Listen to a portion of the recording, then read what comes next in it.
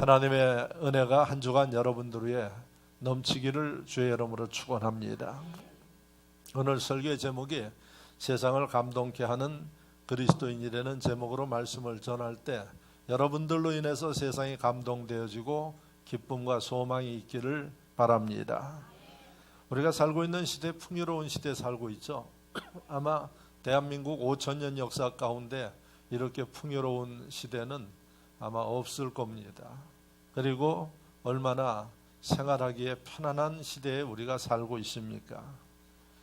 근데 문제는 이런 삶을 지키기 위해서 여러분들이 참으로 열심히 사셔야 이런 삶을 지키고 있습니다. 지금도 사실은 열심히 살지 못하는 사람은 아무리 시대가 풍요롭고 편안해도 그 사람들은 그런 혜택을 누릴 수가 없습니다.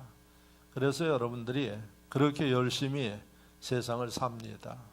제가 긍정적으로 표현해서 열심히 사는 거고 좀 부정적으로 표현하면 치열하게 산다는 겁니다. 치열하게 산다는 것은 사람이 지쳐서 쓰러질 정도의 이러한 경쟁 가운데 살고 있다는 이야기입니다. 이렇게 살고 있는 게 지금 우리가 살고 있는 이 시대입니다.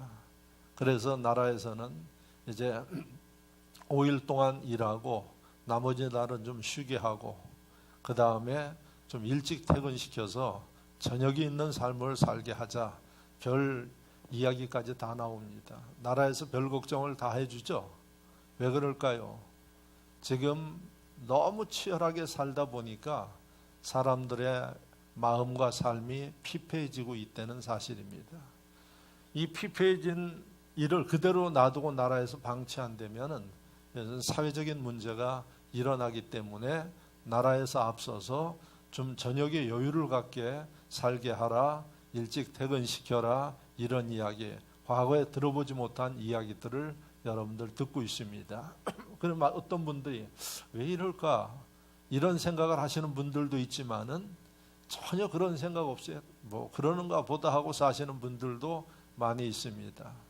자, 대한민국에서 또 한 가지 특징은 뭔고 하니 때가 되면은 딱 2년 되어지면은 뭐 위내시경 검사를 해라. 저도 지난 주간에 위내시경 검사 2년이 벌써 돼가지고 하라고 해서 받았습니다. 뭐 별걸 다 합니다. 수면 내시경을 해야 합니까? 그냥 합니까?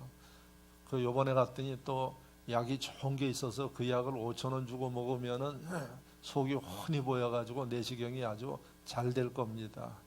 저는 아주 단순하고 담백한 거 좋아합니다. 그래서 수면 내시경도 필요 없고 그냥 꿀꺽 넘길 테니까 좀 봐주고 약은 무슨 약입니까? 그냥 있는 그대로 보십시오 해가지고 하니까 의사가 어떻게 그렇게 잘 참으십니까? 그러는데 참지 않으면 어떡할 거예요? 속에 들어가서 저기 하는데.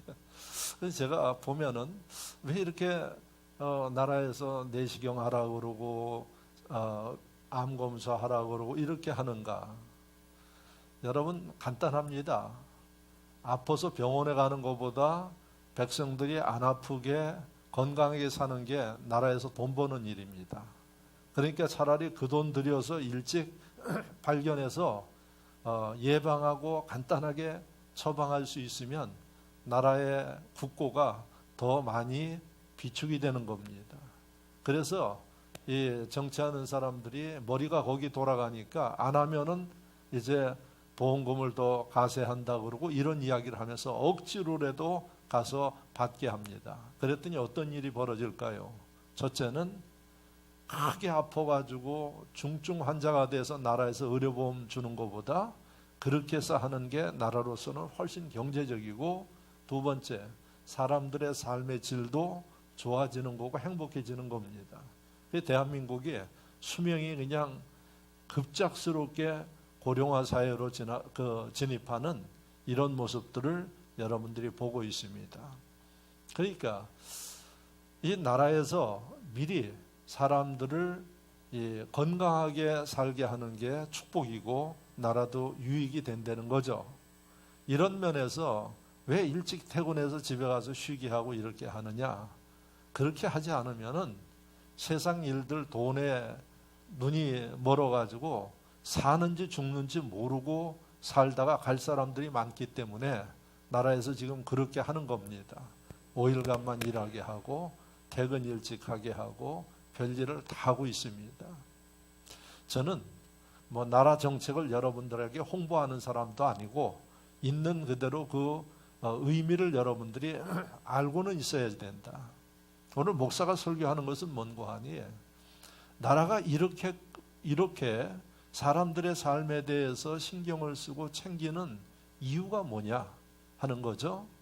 그만큼 사람들의 사는 게 힘들고 삭막하게 살고 있다는 것을 나라가 파악하고 있는 것입니다.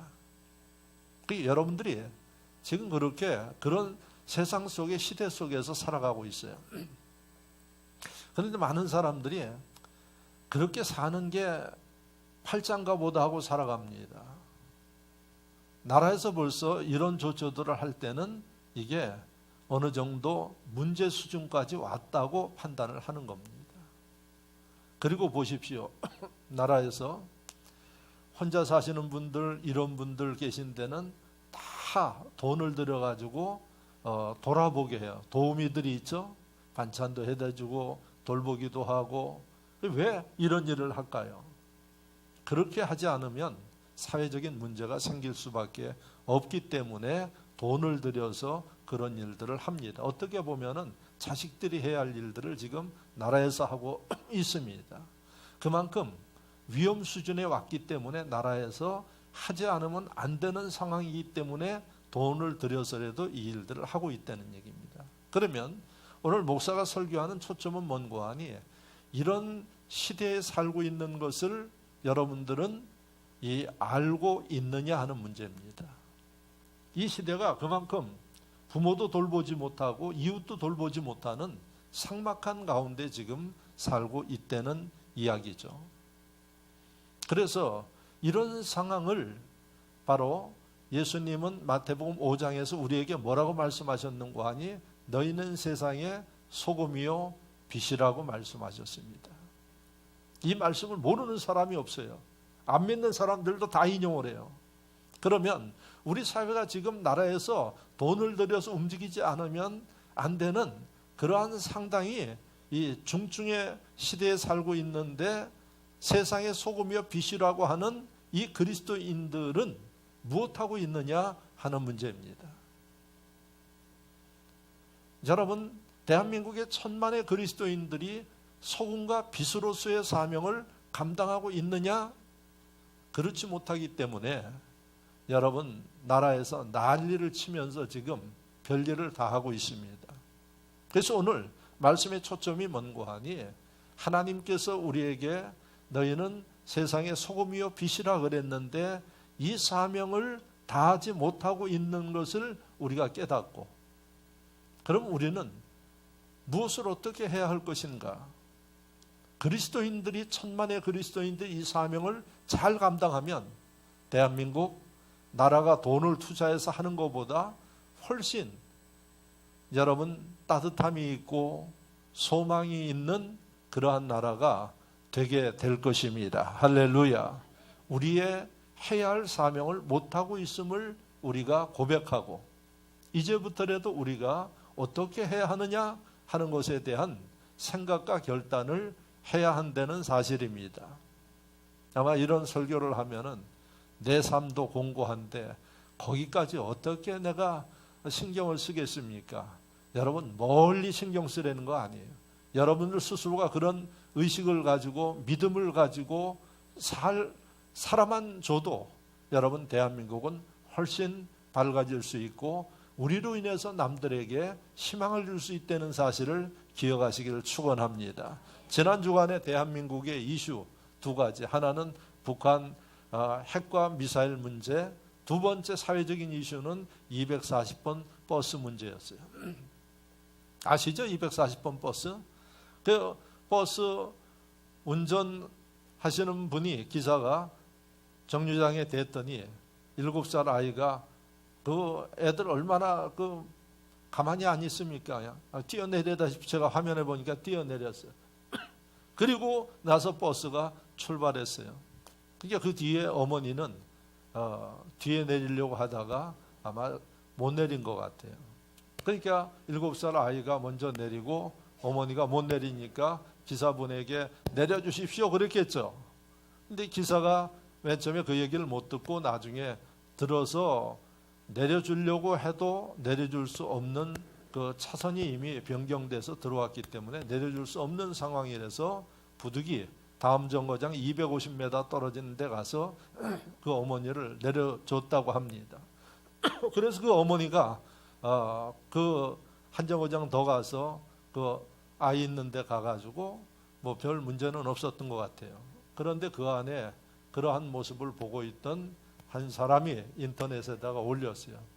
버스기사가 욕을 했다, 뭐 버스기사가 너무했다, 처벌해야지 된다 이렇게 올리니까 그 글을 본 사람들이 정확하게 상황 판단도 못하고 그냥 별별 그 기사분에게 욕설을 다 하고 뭐 처벌해야지 된다, 서울시에다 민원을 올리고 청와대 민원실까지 민원을 올렸대. 대한민국 참 좋은 나라입니다. 예?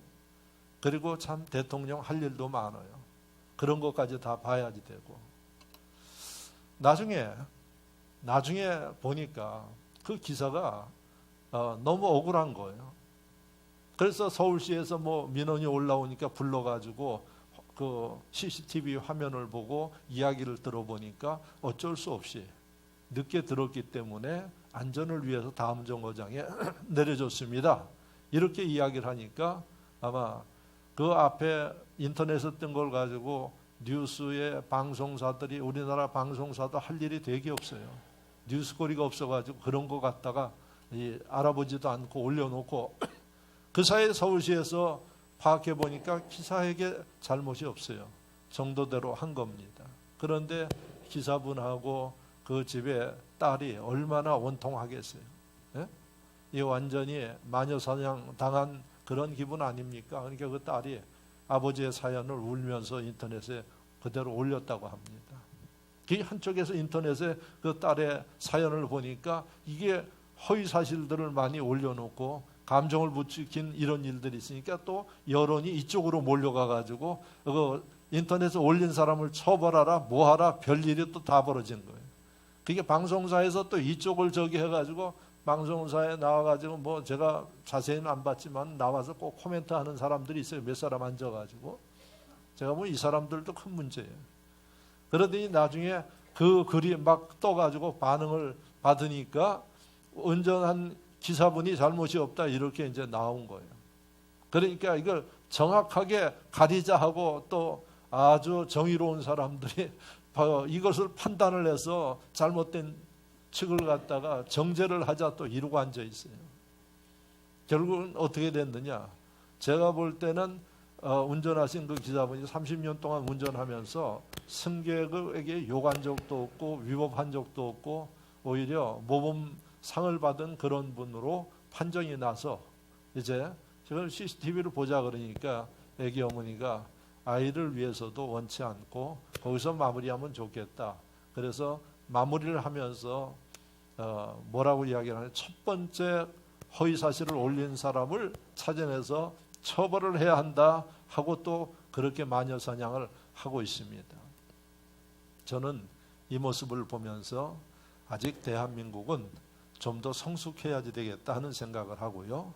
두 번째, 적어도 어떤 이야기의 사건에 대해서 이야기할 때는 양쪽의 이야기를 다 들어보고 그리고 해도 늦지 않는데 냄비 사상이 있는 대한민국 사람들이 한쪽의 이야기만 듣고 죽여라 살려라 그냥 퍼부어대 놓고 나중에 아니면 말고 하는 이런 모습들을 보면서 참 씁쓸한 그러한 마음을 갖게 되고요.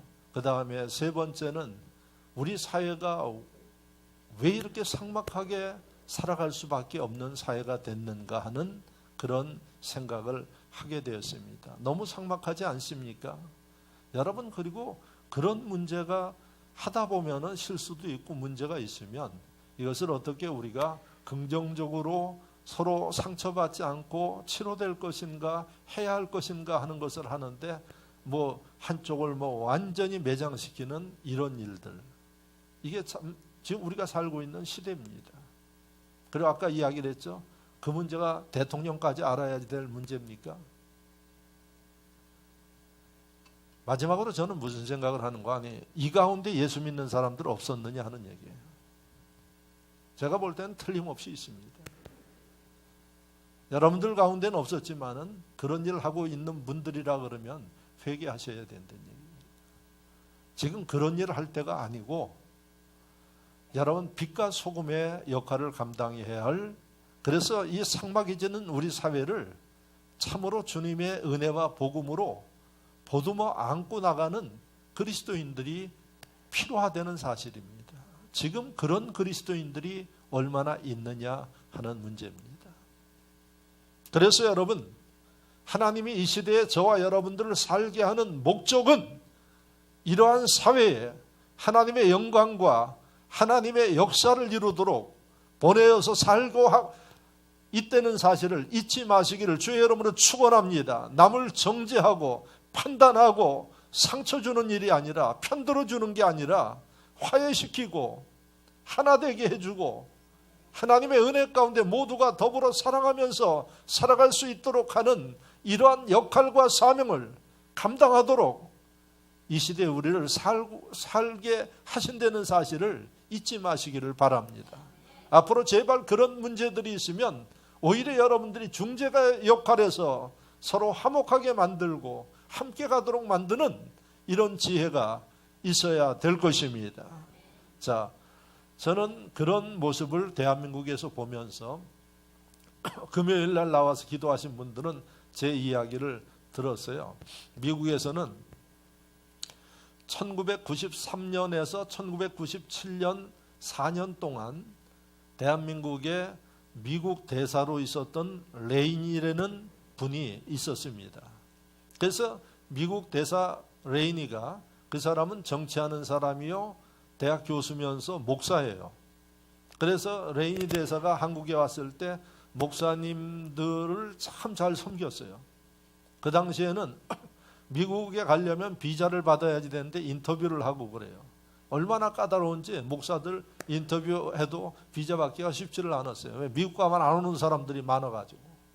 그런데 이 레이니 대사 때는 그 목회자들 참 존중하고 그래서 이 비자 받고 하는 일들에 많은 도움을 받았던 그 분이에요. 감리교 목사인데 이분이 97년도 미국으로 와서 미국의 감리교의 유명한 대학교가 있습니다. 우리나라 감리교 계통의 교수들이 거기 와서 공부를 하고 왔는데 에모리 대학이라는 대학이 있어요. 명문대학입니다. 그 대학에 교수로 갔어요. 대사를 마치고 교수 가서 생활을 하는데 미국 그 대학 캠퍼스는 땅도 커서 그런지 우리나라하고는 비교할 수 없을 정도로 커요. 그래서 제가 그 동부에 있는 리전 유니버시티에는 거기에 가서 한 3주 있는데 교수 그 집에서 강의실까지 오는데 셔틀버스를 타고 다녀야지 돼. 그렇게 커요.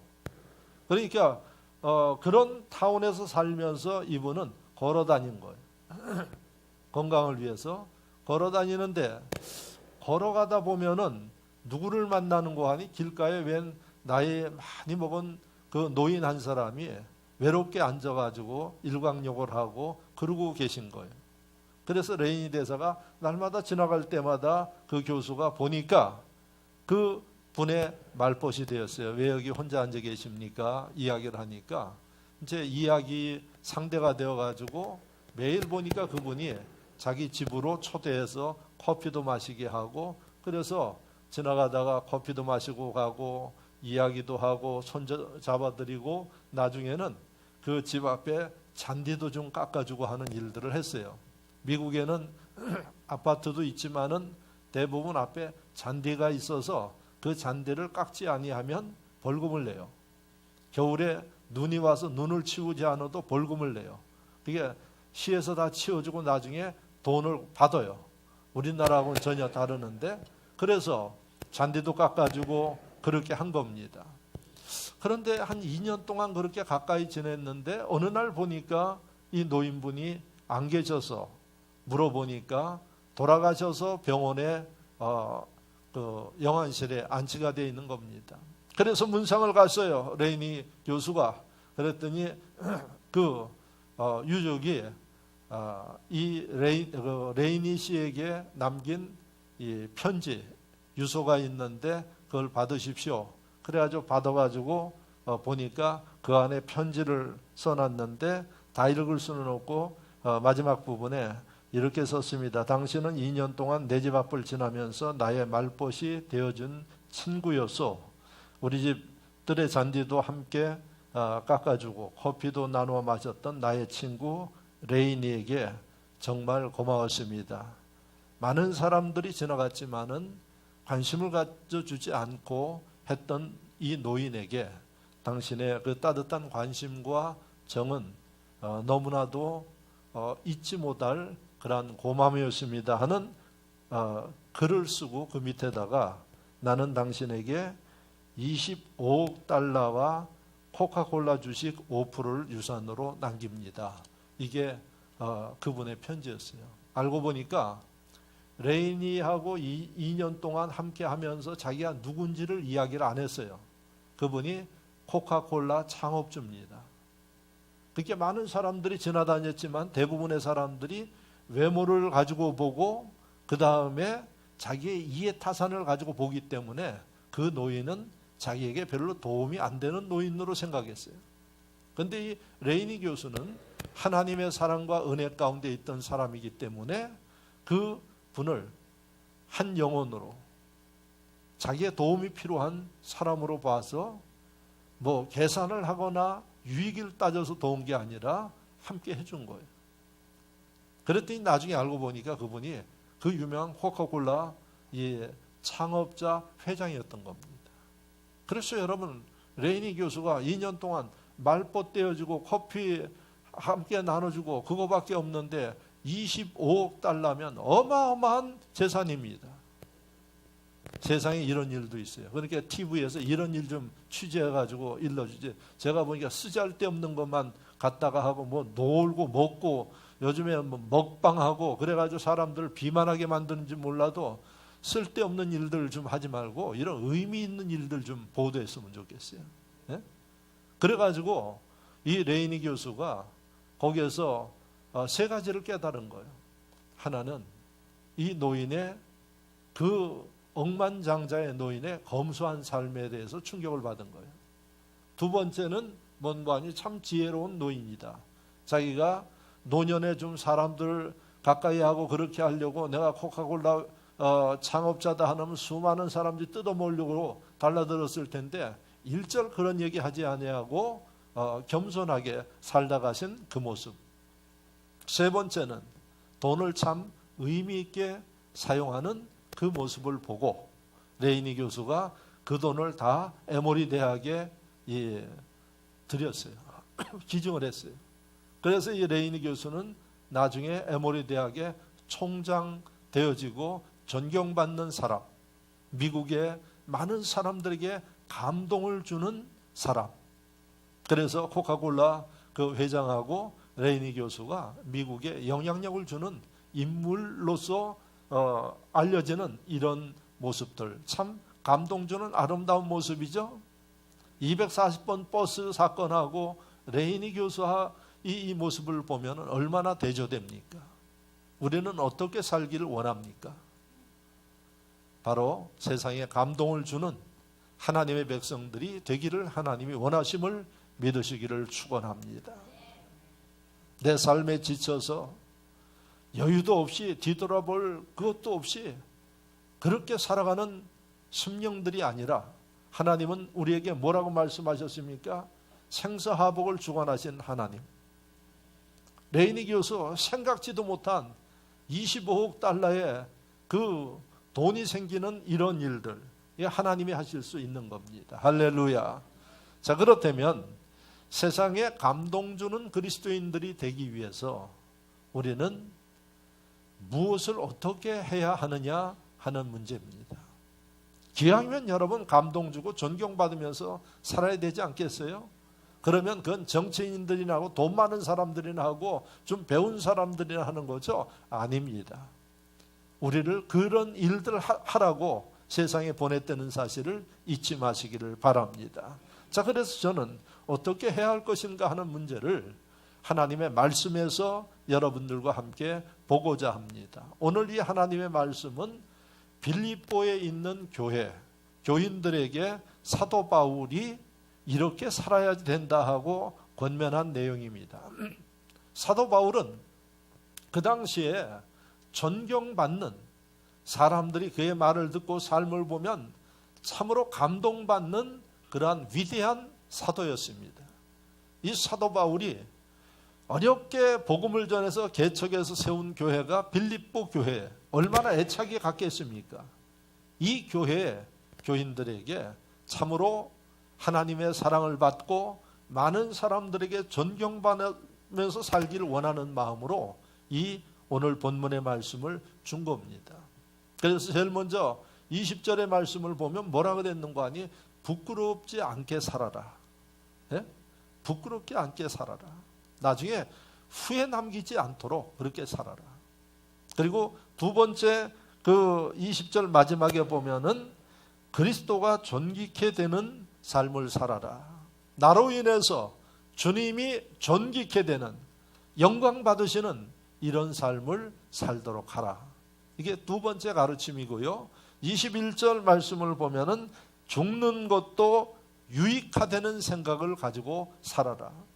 안 죽기 위해서 바둥바둥하지 말고 죽더라도 그 죽음이 유익되도록 이런 정신과 자세로 살아라. 그러면 내가 그렇게 살듯이 너희들도 나처럼 존경받고 하나님의 사랑을 받을 수 있고 할렐루야, 할렐루야.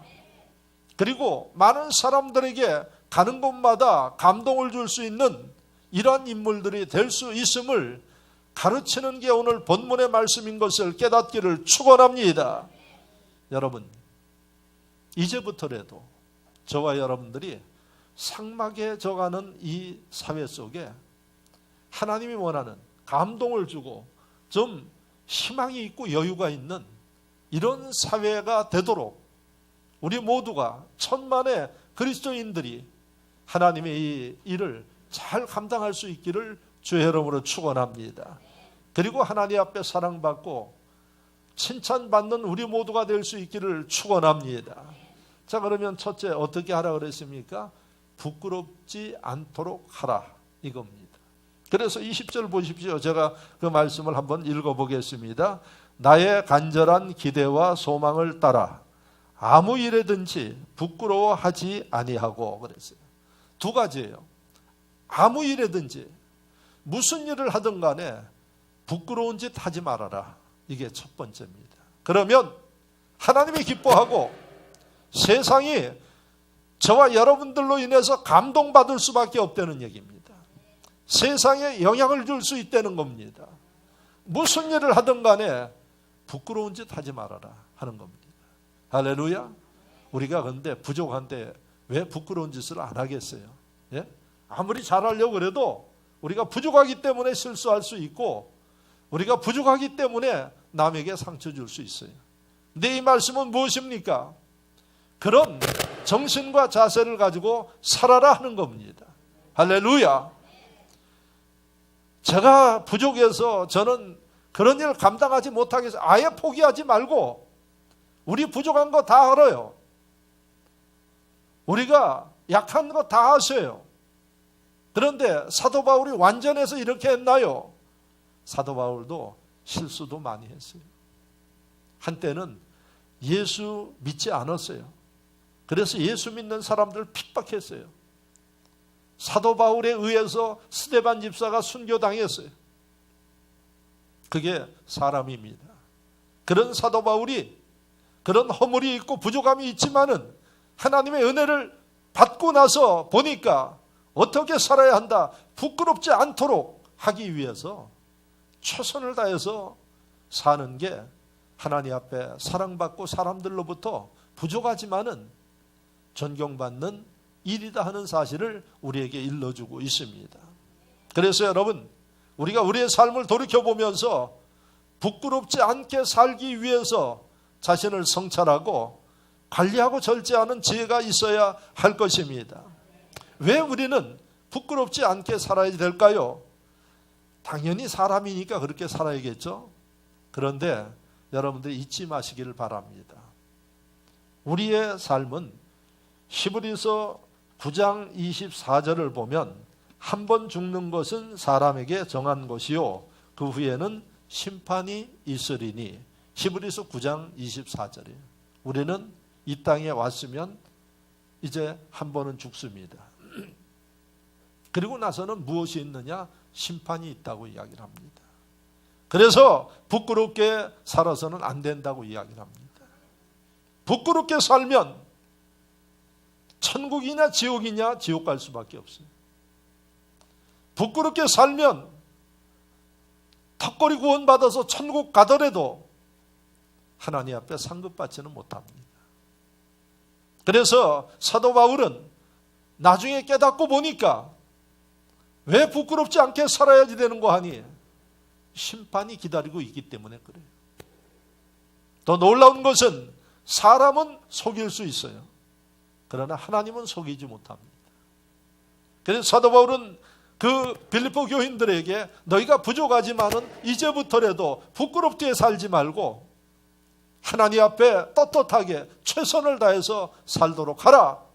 그러면 어떻게 된다고요? 가는 곳곳마다 존경함을 받고 쓰임받고 사람들에게 희망과 감동을 주는 인물이 될 수 있다는 사실을 기억하시기를 바랍니다.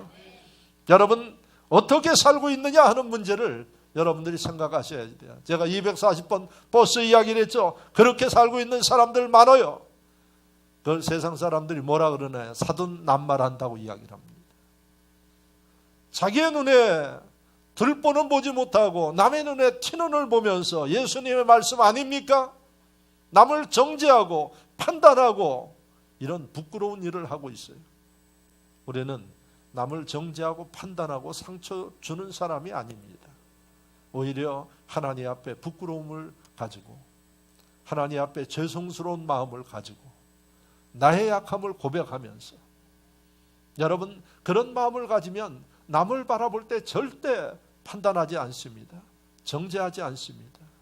오히려 나보다 위대하게 보이고 나보다 존귀하게 보이고 할렐루야 할렐루야. 그래서 여러분 우리가 어떻게 살고 있는가를 보셔야지 돼요. 우리가 살고 있는 거 이기적으로 살고 있어요. 나를 위해서 여러분 그 욕심을 부리면서 살고 있는 그런 모습들이 많아요. 심지어 나를 위해서 하나님 그 은혜와 하나님의 역사까지 여러분 지키지 못하는 이러한 심령들도 많이 있습니다. 내 욕심을 채우기 위해서 하나님이 명하신 일들도 행하지 못하는 이러한 모습 여러분 많이 있습니다. 그래서 우리가 부끄럽지 않게 살기 위해서 아까 제가 레이니 교수 이야기를 했어요. 내가 25억 달러를 받아가지고 다 쓸 수도 있어. 그 중에 일부만 할 수도 있어요. 그런데 어떻게 했습니까? 자기의 이기적인 그 마음을 내려놓고 모든 것을 버릴 줄 아는 이러한 모습. 이게 부끄럽지 않게 살려고 하는 모습 아니겠습니까? 또 여러분 우리가 주님을 섬기는데 늘 갈등하면서 예수 섬겨요? 신앙생활해요? 알아요? 본인이 이렇게 신앙생활하면 안 된다는 거 알면서도 그렇게 신앙생활해요. 그걸 우리가 형식적인 신앙이라고 이야기합니다. 죽어있는 믿음의 신앙이라고 이야기를 합니다. 여러분 성령께서 함께 하시기 때문에 알아요. 그게 바로 부끄러운 신앙생활입니다. 그래서 오늘 이 말씀 속에 사도 바울은 이 시대에 하나님의 영광을 나타내고 하나님 백성으로서의 칭찬받고 존경받는 인물이 되기 위해서 해야 할 일들은 부끄러운 짓을 하지 말아야 된다. 이렇게 이야기를 하고 있습니다. 나는 지금 하나님 앞에 혹시라도 어떤 부끄러운 일을 행하면서 살고 있지는 않는가를 보시면서 여러분 적은 일에서부터 결단하고 이제 정리할 수 있기를 바랍니다. 그럴 때 여러분들 가는 곳곳마다 하나님의 은혜와 하나님의 축복하심을 많은 사람들이 보게 될 것입니다. 두 번째 여러분들이 기억해야 할 일은 뭔고 하니 주님께 영광 돌리는 삶을 살아야 됩니다. 그때 여러분 세상을 감동시킬 수 있는 인물이 되는 것입니다. 오늘 20절 마지막에 보면은 살든지 죽든지 내 몸에서 그리스도가 존귀하게 되게 하려 하나니. 할렐루야. 그리스도가 존귀하게 된다. 그리스도는 예수님이에요. 그러니까 이 말씀은 예수님을 주님께 영광 돌리는 삶을 살도록 하라. 그게 바로 우리가 해야 할 일이고 이 시대에 감동을 주는 심령이 되기 위해서 필요한 일이라는 사실을 기억하시기를 축원합니다. 축원합니다. 왜 우리는 주님을 존귀케 해야 되나요? 왜 우리는 내 먹고 사는 일도 바쁘고 내 할 일도 바쁜데 주님을 존귀케 하는 일을 우선해야 하나요? 나를 만드신 분이 하나님이십니다. 할렐루야. 믿으십니까? 나를 만드신 이가 하나님이에요. 그래서 우리는 하나님을 존귀케 해야지 돼요. 또 여러분 기억하십시오. 우리를 구원하신 분이 하나님이세요. 죄로 인해서 죽을 수밖에 없는 심령, 지옥 갈 수밖에 없는 사람, 멸망받을 수밖에 없는 사람을 외아들 예수 그리스도를 보내어서 구원시켜 주셨어요. 그 은혜를 받아서 우리가 이 자리에 앉아 있어요. 그 은혜 때문에 예수를 믿어요. 그렇다면 우리는 당연히 내 영광이 아니라 이 하나님의 영광을 위해서 살아야 하지 않겠습니까? 제가 아까도 이야기를 했어요. 천만의 그리스도인들이 하나님의 영광을 위해서 산다 그러면 우리 사회는 훨씬 밝아집니다. 훨씬 행복해집니다. 대한민국의 교회들은 훨씬 부흥합니다. 문제는 하나님의 이러한 은총과 축복을 받았음에도 불구하고 하나님의 영광을 위해서 살지 못하는 배은망덕한 심령들이 많기 때문에 문제가 된다는 사실입니다. 그래서 우리는 잊지 마셔야 됩니다. 내가 존재하는 것은 내 육의 부모가 낳아주셨지만은 육의 부모의 생명의 씨앗을 주신 분은 하나님이시라는 겁니다. 그래서 우리는 하나님이 보내셨기 때문에 하나님이 원하는 일들을 행해야지 되고, 그게 바로 내가 먹든지 마시든지 무엇을 하든지 하나님의 영광을 나타내는 심령이 되어져야 한다는 사실입니다. 여러분, 하나님이 얼마나 까다로운 분입니까? 완전한 분입니까? 그분은 우리의 머리털옥도 헤아리신 분이라 그래요. 머리털 한번 세어보세요. 예? 머리가 아무리 없는 분도 머리 털 세려고 그러면 몇 년이 지나도 못 세. 세면 또 나고 또 나고 이렇게 해가지고. 그런데 하나님이 성경에 우리의 머리털옥까지 세시는 하나님, 아주 완전하신 분이에요. 그런데 여러분 보십시오. 우리가 그 하나님께 영광 돌리는 삶이 된다 그러면은 사람들에게는 어떻게 되겠습니까? 이건 여러분 사랑받습니다. 네? 하나님 마음에 드는 사람이 되는데 세상 어디 나가든 사랑받지 못할 이유가 없는 겁니다. 그래서 세상에 감동을 주고 세상에 여러분 희망을 주는 심령이 되려면 하나님의 영광을 위해서 살아야 된다는 사실입니다. 할렐루야. 그런데 왜 하나님의 영광을 위해서 못 사느냐? 교회는 다니지만은 존재가 바뀌지 않았어요.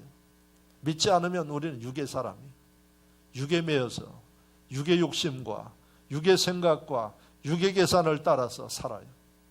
그러나 예수 믿고 하나님의 자녀가 되면 저와 여러분들은 영의 사람으로 바뀝니다.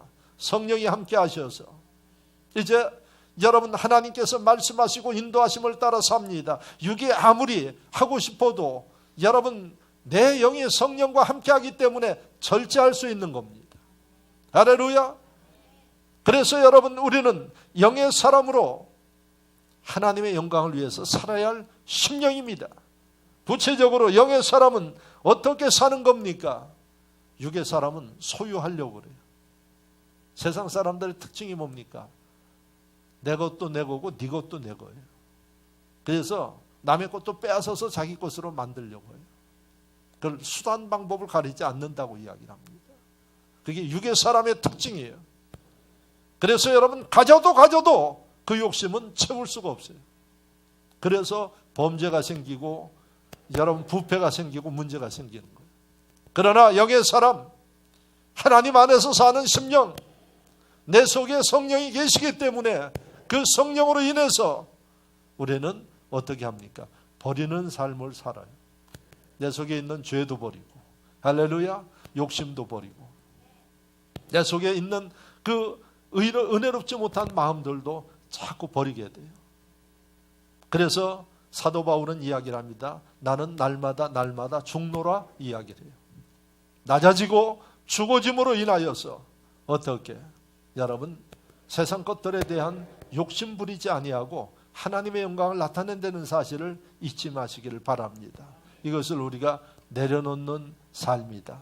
죽어지는 삶이라고 이야기를 합니다. 그러므로 세상에 감동을 주는 심령이 되기 위해서 우리가 해야 할 일들은 뭔가 하니 주의 영이 나와 함께함으로 인하여서 내 모든 것들을 점차적으로 내려놓고 죽어지는 이러한 삶을 이루어야 된다는 사실을 잊지 마시기를 바랍니다.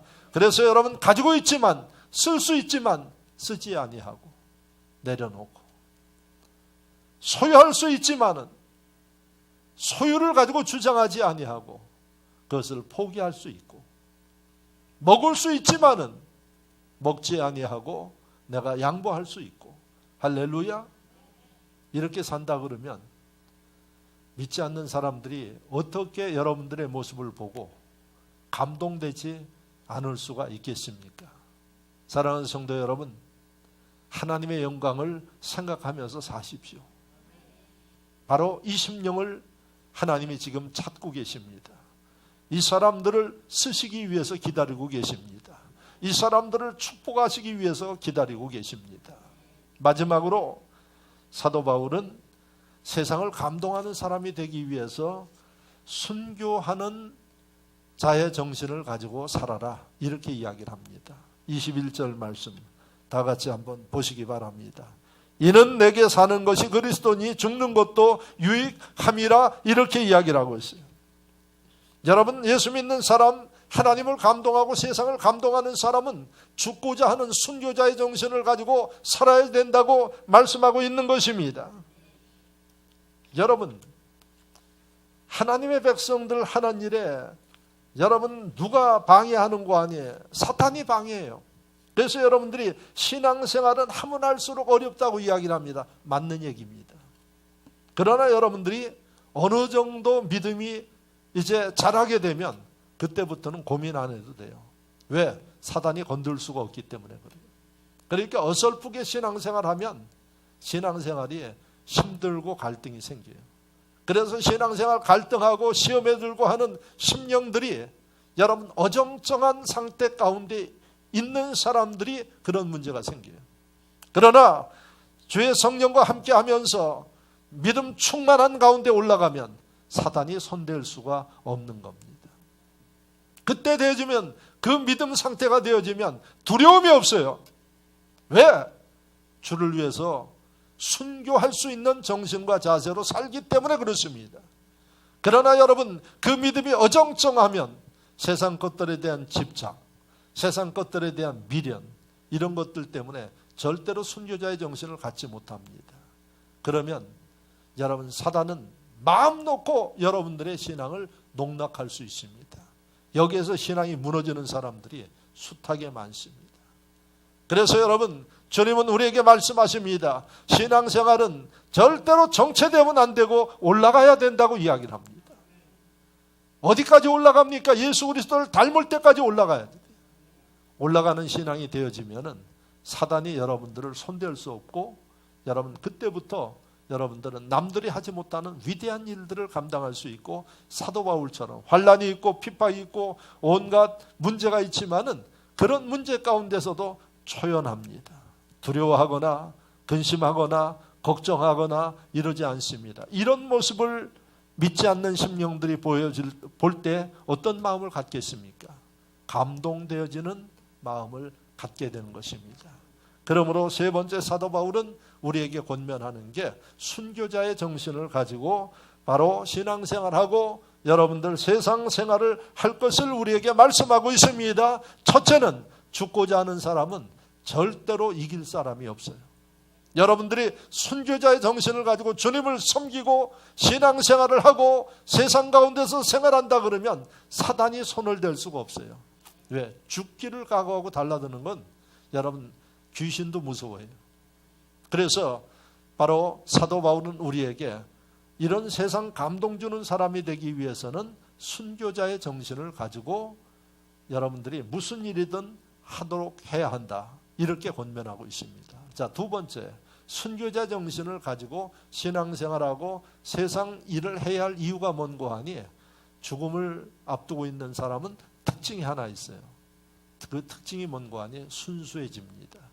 아무리 악한 사람도 이제 곧 죽을 시간이 되어지면 회개합니다. 이게 인간의 본성이에요. 그래서 이야기를 합니다. 사람이 천생적으로 악한 사람은 없다. 이렇게 이야기를 합니다. 세상이 그렇게 만들어가는 거예요. 그런데 자기가 죽을 시간이 되어지면 사람들은 자기의 지난 날들에 대한 이 뉘우침을 갖게 되죠. 사도 바울이 순교자의 정신을 가지고 신앙생활하고 세상살이를 하라고 이야기한 게 뭔고 하니 죽음을 앞두고 있는 사람의 마음과 정신을 가지고 하려는 얘기입니다. 어떻게 해요?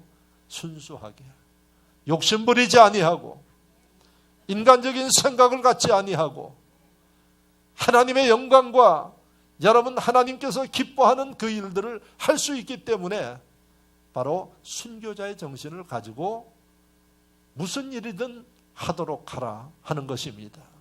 오늘 이 시간 이후에 여러분들이 순교자의 정신 어떤 자세인고 하니 오늘 나의 삶이 마무리될 수 있다는 정신을 가지고 사시라는 겁니다. 아마 그러면 정신이 바짝 날 겁니다. 아마 그러면 지금까지 살아온 것보다 훨씬 여러분들이 순박한 마음을 가지고 살 것입니다. 이런 마음을 사람들이 좋아하죠. 예?